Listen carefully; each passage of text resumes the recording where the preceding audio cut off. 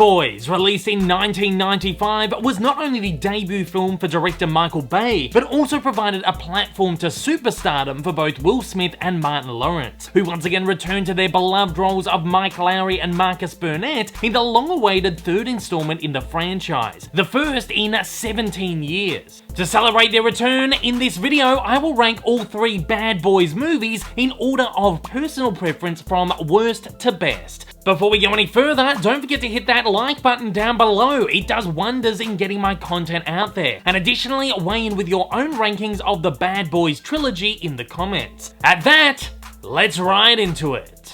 Kicking us off at number 3, Bad Boys.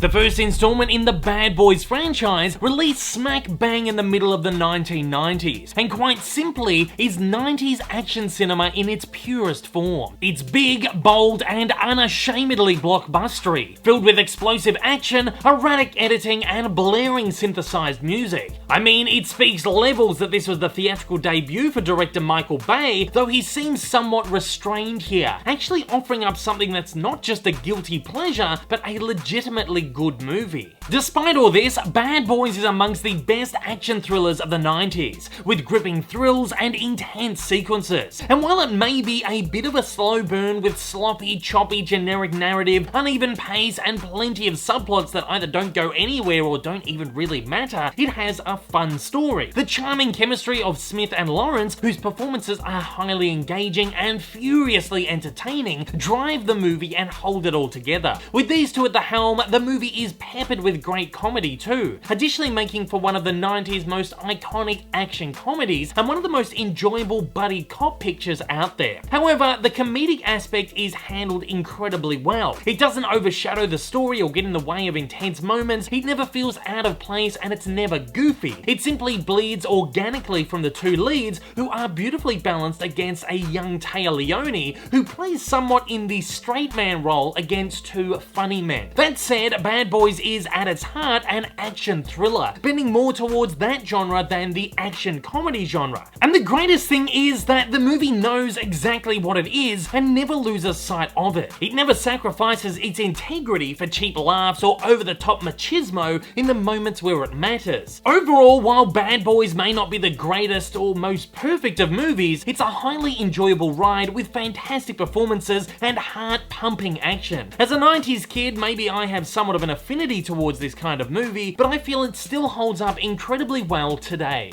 At number 2, Bad Boys 2.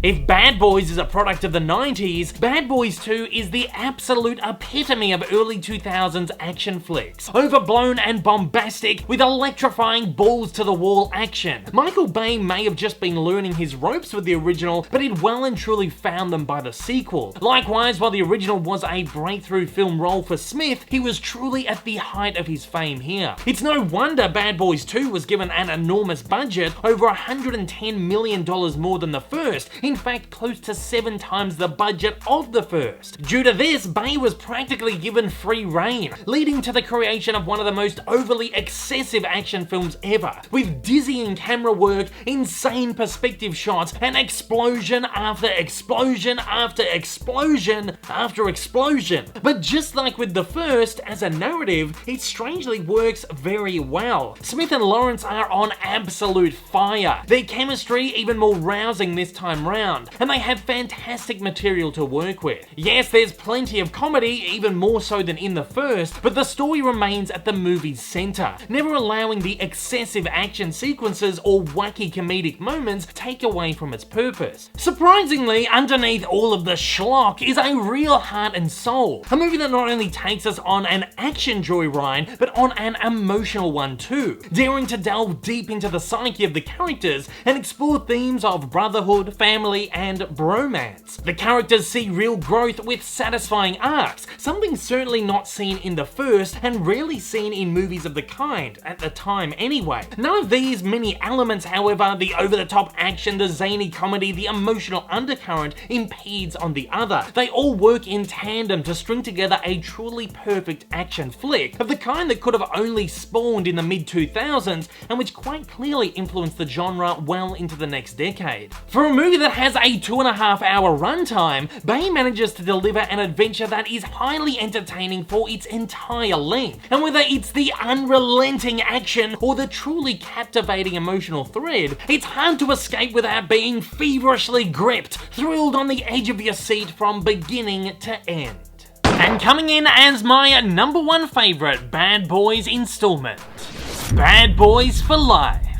It's the rare, long-gestating sequel that not only turns out to be a great franchise installment, but the best of the bunch. Bad Boys 3 is the first of the series not to be directed by Michael Bay, and while there is still plenty of insane, overly excessive, far-fetched action, adventure, and violence in this one, I mean, it wouldn't be Bad Boys without it. Overall, the movie actually takes a somewhat more grounded, more realistic look into the lives of our characters, who are now two middle-aged guys struggling to keep up with their 20-year-old selves. The greatest thing about Bad Boys for Life is the fact that it doesn't gloss over this idea. It doesn't present these characters as they were presented 20 years prior. It takes their situation and turns it into pure comedic gold, adding a new level of laughter, humour, and humility to the series. It could have been super easy to continue with these characters as cocky, sprightly, young-spirited guys like so many action series like Die Hard and Rambo have done in recent years, but instead of reaching for that nostalgia, the movie dares to put a unique spin on the story, breathing fresh life into the films. As I previously mentioned, each of the Bad Boys movies are a snapshot of action filmmaking at their time of release,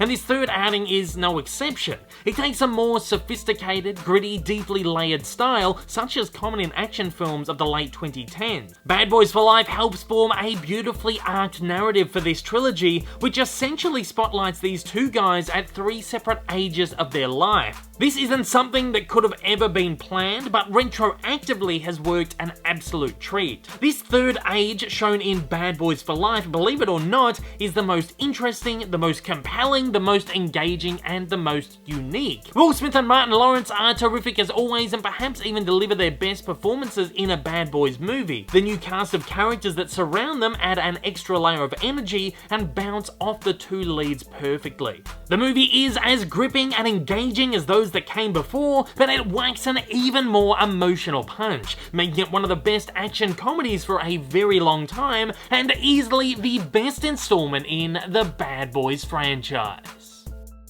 And at that, we come to the end of my ranking of the Bad Boys franchise. So now I'm throwing it over to you. I want to know, how do you personally rank the Bad Boys movies? And how do you feel about the trilogy overall? Fire away in the comments below and let me know your thoughts.